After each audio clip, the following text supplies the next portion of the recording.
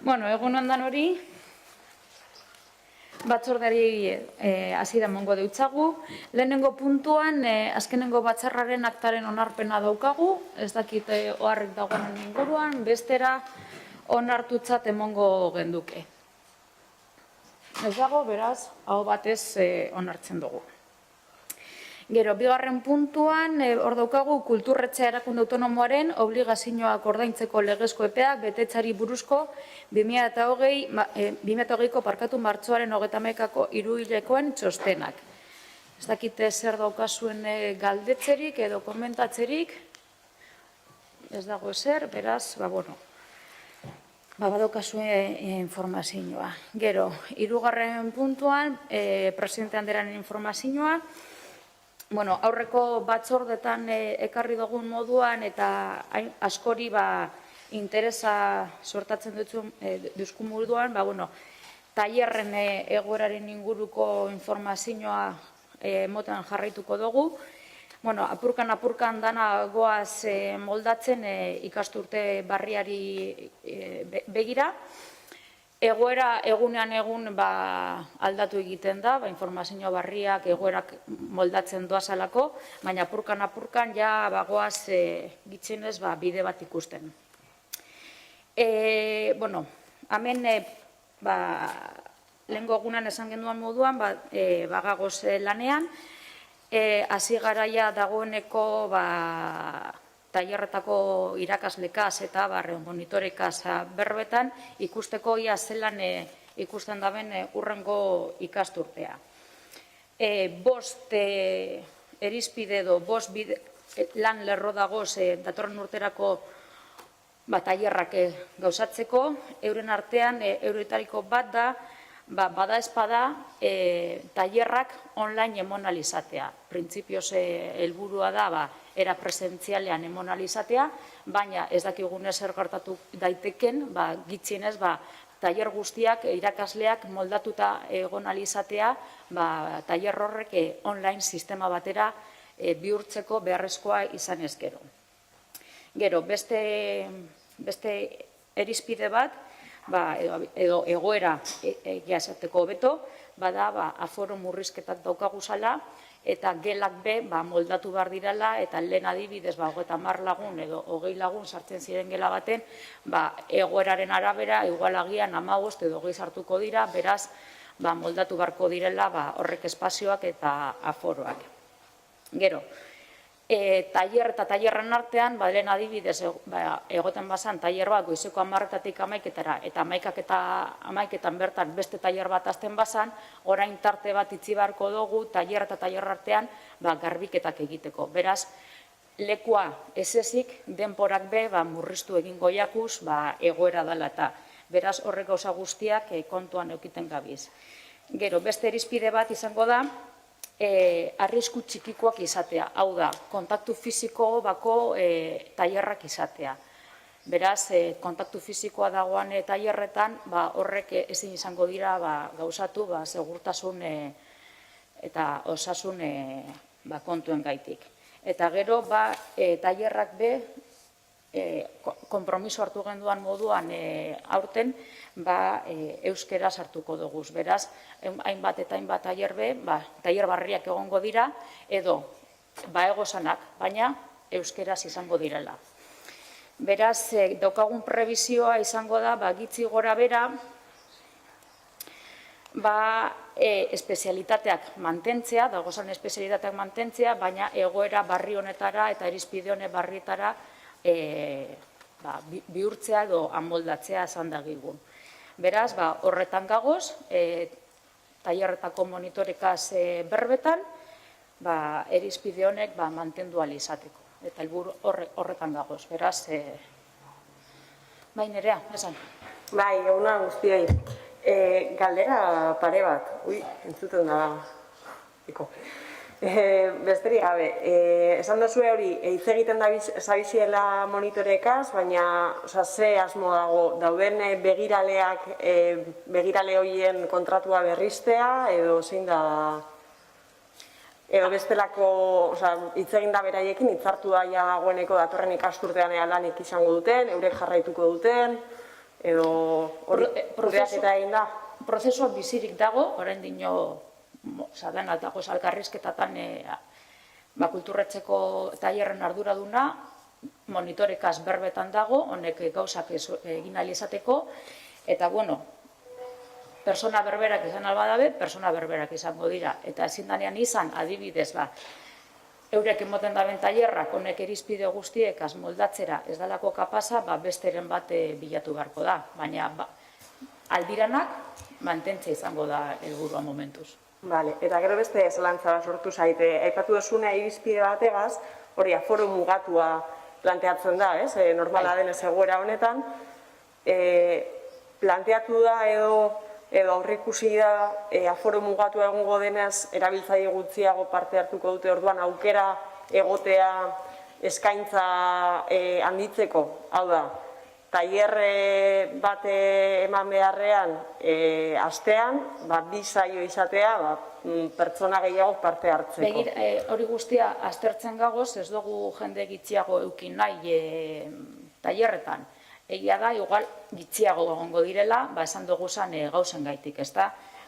Leku gitxiago dagoalako, fizikamente naiz eta metro karratu berberak mantendu, metro karratu horrek ezin dira berberean aprobetsatu. Eta gero, garbiketa kontua gaitik, denbora orduak txikiagokiko doguz, tartean eta tartean garbiketa egin barri izango dalako. Beraz, ordu eta leku murrizketak eukiko doguz egunean. Beraz, segurantzean zeo zer bajatuko da, baina helburua da mantentzea alik eta gehien. Eta momentuz ikusten gabiz, bizirik dago denbora guztian gaia.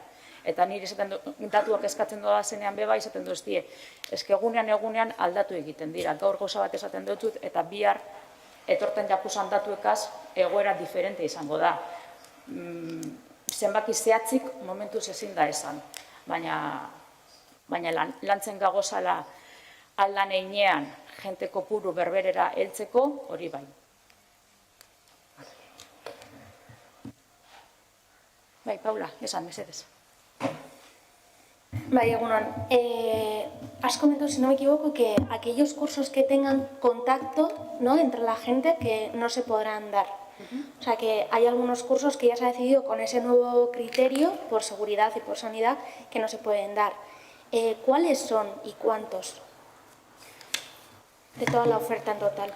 Pues de momento creo que es aparkatu, dantzakoak. Ez dago besterik, ez da? Dantza.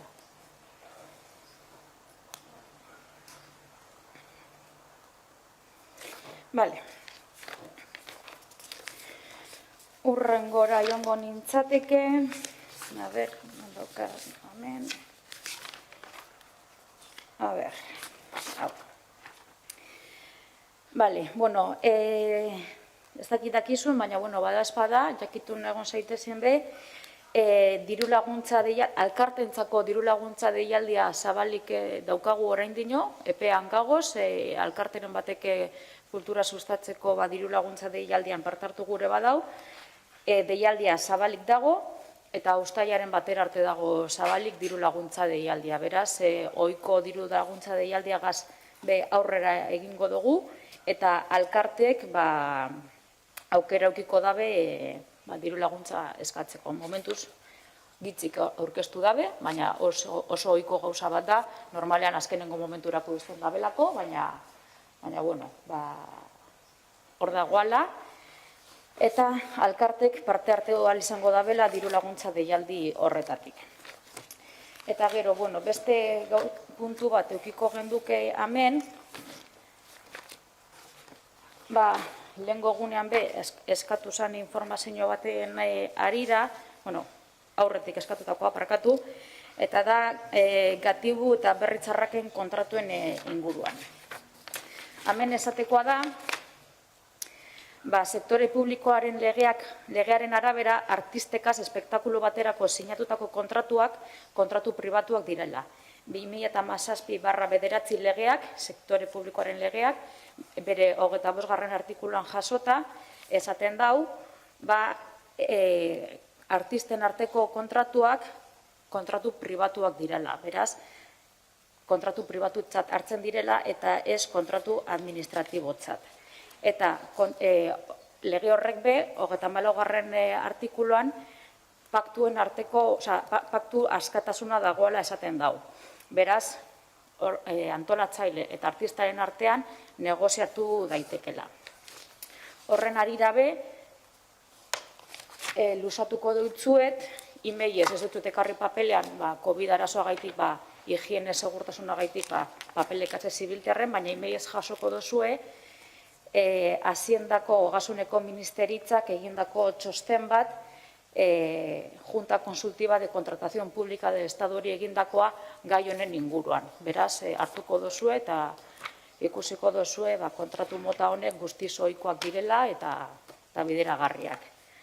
Eta honegaz, puntu hau amaitutzat emongo genduke. Ez daukat besterik esateko momentuz. Eta orduan joango ginateke galde eske atalera, heldu eta zan galdera danak izan dira idatziz erantzutekoak, ez batzordean erantzutekoak, beraz galderarik ez balego, bai, hola? Sí, Parcatu, desde nuestro grupo el día 9 de junio, dentro del plazo, sí metimos preguntas y en nuestro caso no pedíamos respuesta por escrito. Y no solamente las solemos meter por registro en el tiempo, sino que además lo mandamos al área correspondiente para que les conste. Entonces, sé que no consta en el orden del día, pero me extraña que no dispongáis de las mismas, vamos. Son del día 9 de junio.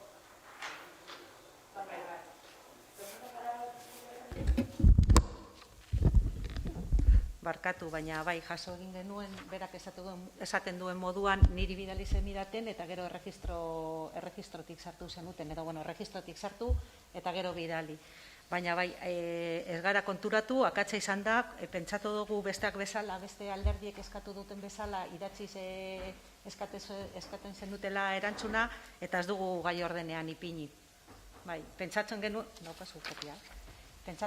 idatziz erantzutea.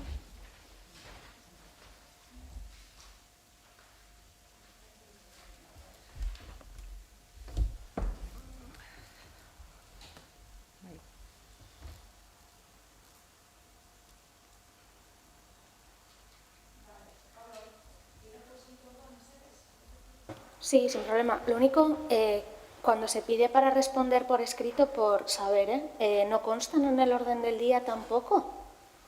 Cuando son dirigidas a la presidenta de la Junta Rectora. No, porque son dirigidas a la presidenta, no. El micro. Son dirigidas a la presidenta del organismo, no al consejo, no para responder del consejo rector. Nosotros siempre ponemos a la presidenta de la Junta Rectora para que se respondan aquí. Digo, cuando se pone que es por escrito... Sí, no, esta hubiese ido, pero por error parece ser no la hemos incluido, es lo que... No. Vale. Trasladamos las siguientes preguntas. La primera es, en relación a las bibliotecas, el Boletín Oficial del País Vasco, en su artículo 8.1, permite la apertura de las mismas al 60% de su capacidad autorizada, respetando las normas de protección y la distancia física mínima de 2 metros. ¿Qué ocurre con las salas de estudios y si no se podría extrapolar esta medida? ¿Leo todas o os vais respondiendo una a una? Sí, vale. La siguiente es sobre los cursos que, se ha aclarado ya un poco, pero la voy a leer. Sobre los cursos que se realizan cada año en la Romo Kulturetxea, preguntamos en el anterior Consejo Rector sobre si se había tomado alguna decisión al respecto.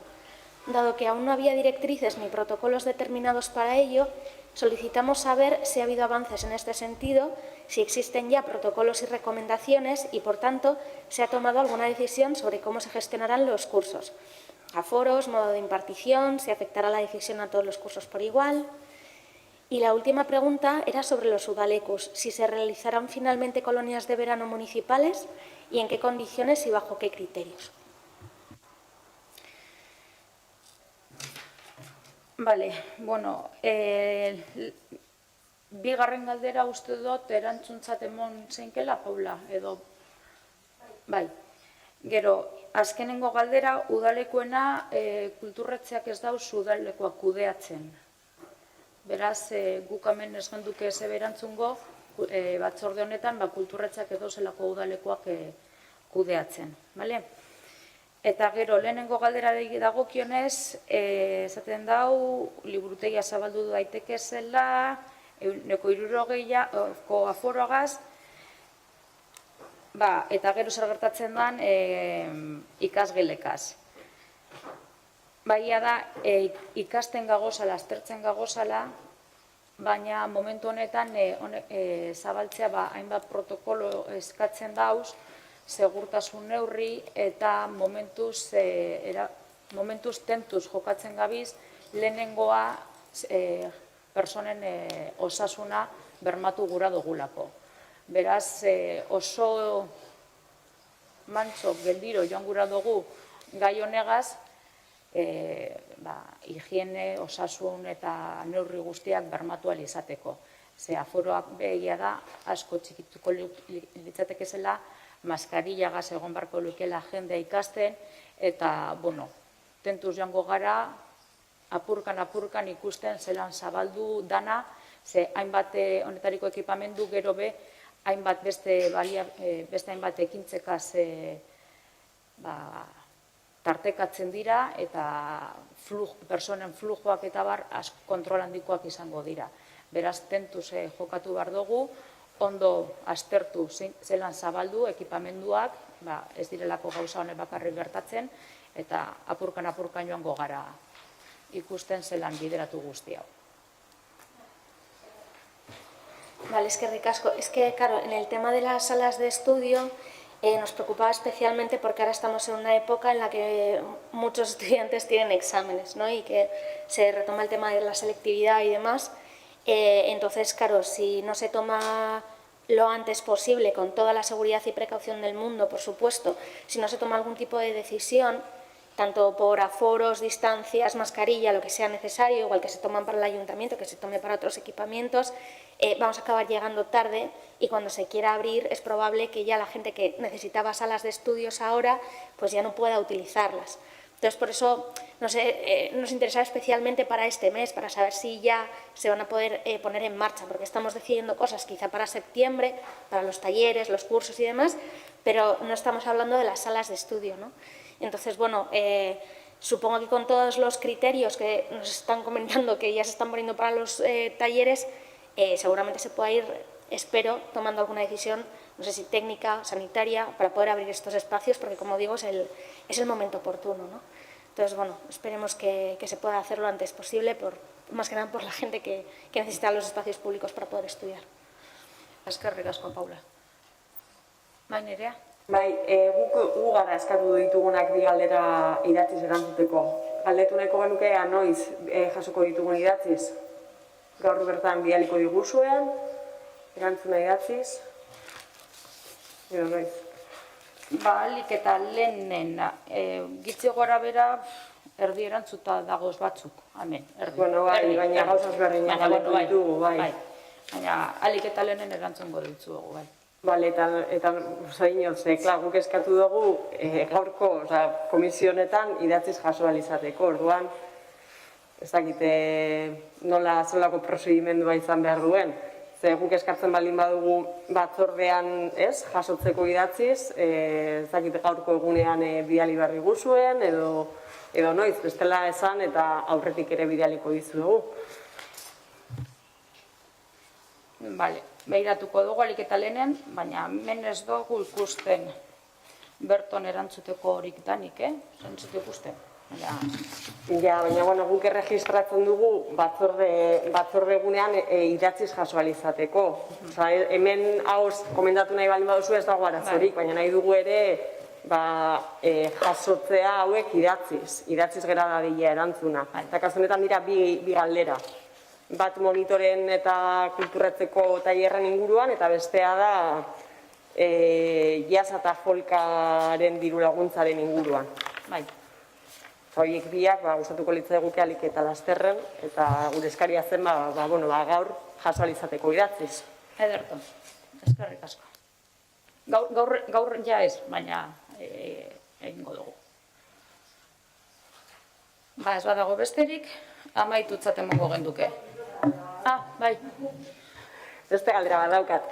Ez dakit musike barrirako baldin badago antolatzen ari bada, edo dana dalakoa, edo dena bertan bera geratu den, agenda programazioa prestatzen ari bada, datozen hilabeteetako, beste instalazio kultural batzuetan ikusi dugu ari dela programazio berezitua eta egokitua antolatzen, zer da planteatzen dena musike barrirako, bertan bera ustea datozen hilabeteetan pandemia bukatu arte, edo planteatzen ari da programazio egokitu bat sortzea?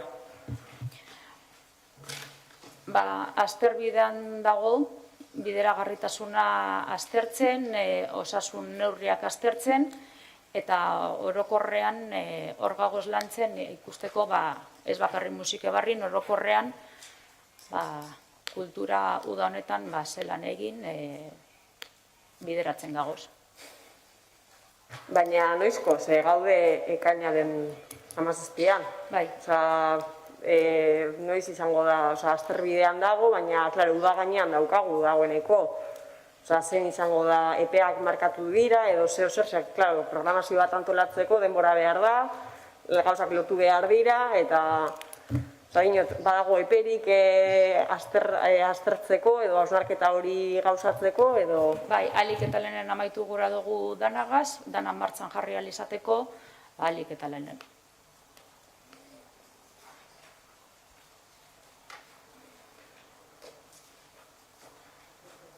Bai, mesedez, Javier? El micro, perkatu.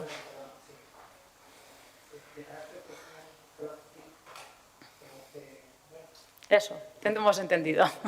Entiendo que las preguntas que se presentan por escrito se responderán, que se presentan para que se respondan por escrito, se responderán por escrito sin mencionarse esas preguntas ni las respuestas en las comisiones rectoras, en la comisión rectora, concretamente de la Ola de Cultura.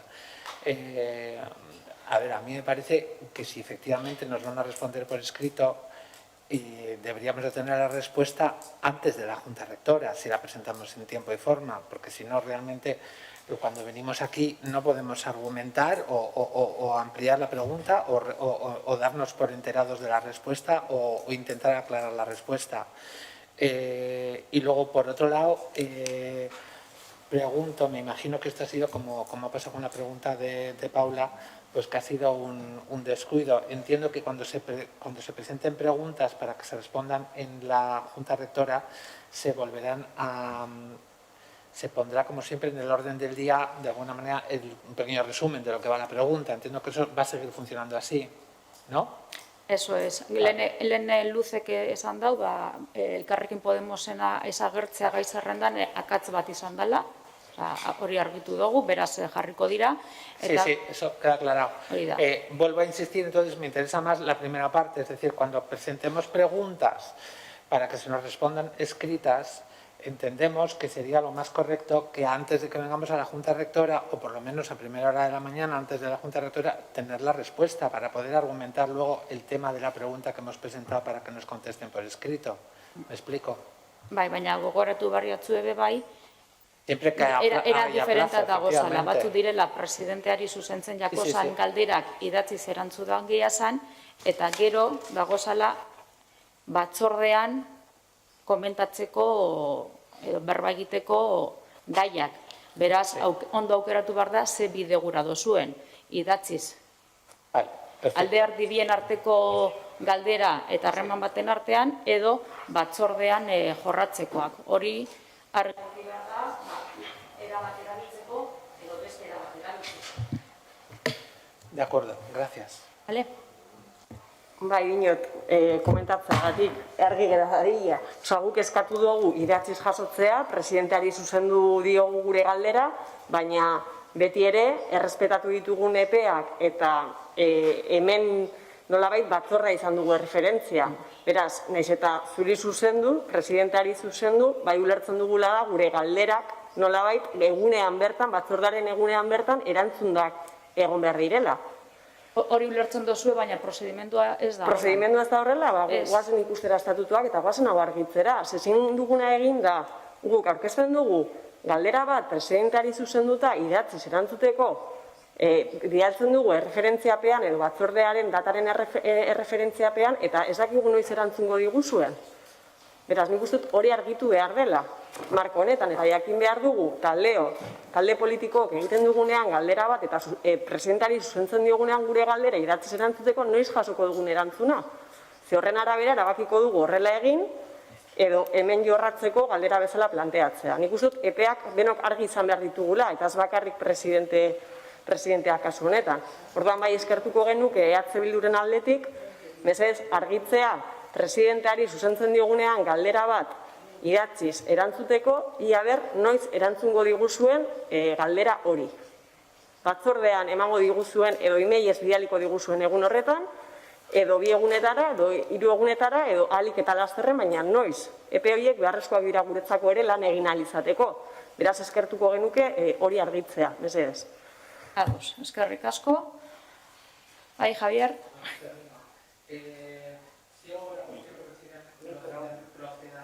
Micro.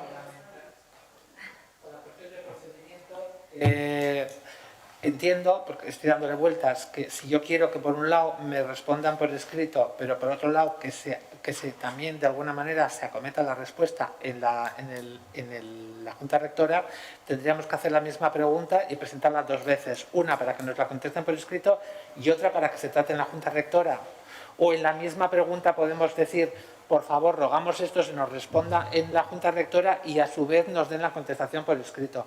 Porque cuando pedimos una contestación por escrito no es porque no queramos que se hable de ello en la Junta Rectora, sino porque lo que queremos es que, una vez que se ha dado la respuesta en la Junta Rectora, tener una respuesta por escrito de esa respuesta que se nos ha dado en la misma Junta Rectora. Entonces, no sé si el procedimiento será hacer 2 veces la pregunta, estableciendo 2 mecanismos de contestación. Ez, Javier, ez da holan.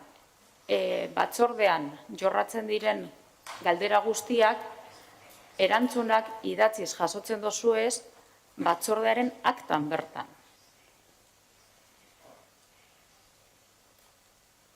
Yo estoy refiriéndome, por ejemplo, nosotros hemos presentado para esta Junta Rectora a la señora presidenta que se nos responda por escrito.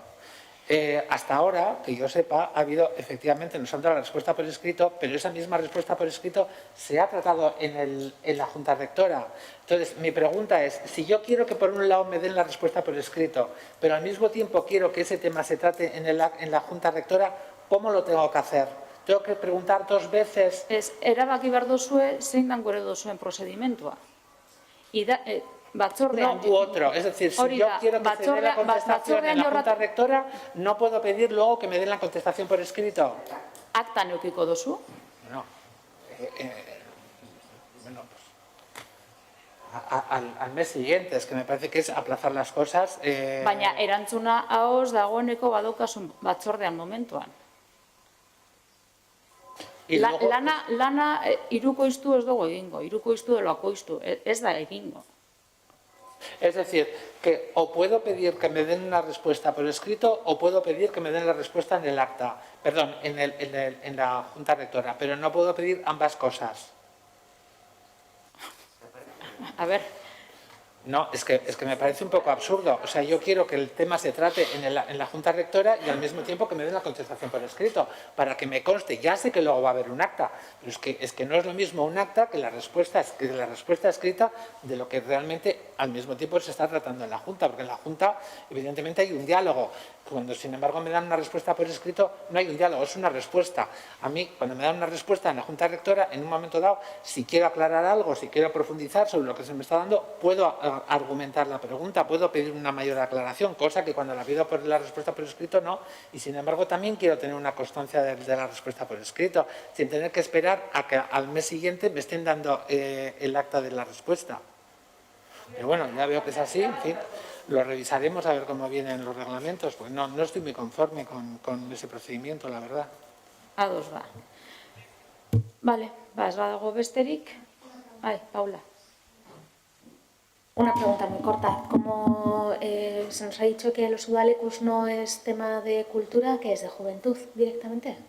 Vale, eskerrik asko. Listo, amaitutzat emongo dugu batzorde orduan. Eskerrik asko.